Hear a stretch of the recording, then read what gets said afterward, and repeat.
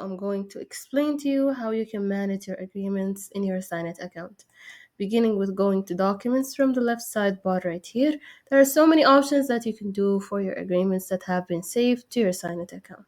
So you can go ahead and access all of the documents that you have created using your account right here. You can go ahead and filter them from the sidebar right here by clicking on the different statuses that are offered. As you can see here, we have all of them listed right here. You can click on draft to see any draft documents that have been saved and they are incomplete.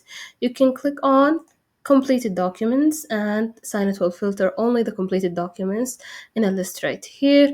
Same goes for all of the statuses that are offered for the different types of agreements. Per agreement, you can do multiple options as well. You can go ahead and search for a specific document by typing in the name of the document itself, or you can click on advanced search right here and then filter based on the status of the document, who the sender was, who the receiver is, from which date to which date, and then Signit will filter the document based on the advanced search.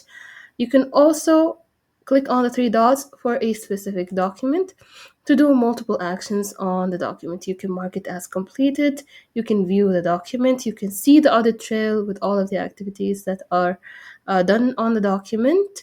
You can edit the expiration date. Let's say, for example, you have set a specific expiration date for the document. You can edit it, maybe extend it if needed. You can send reminders to your signers if they haven't completed signing on the document. You can duplicate the same document.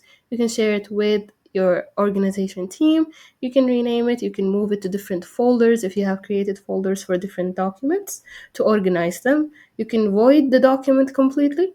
You can delete it, or you can access the participants' details, which allows you to update their information from here by updating the name and the email of the signer as well.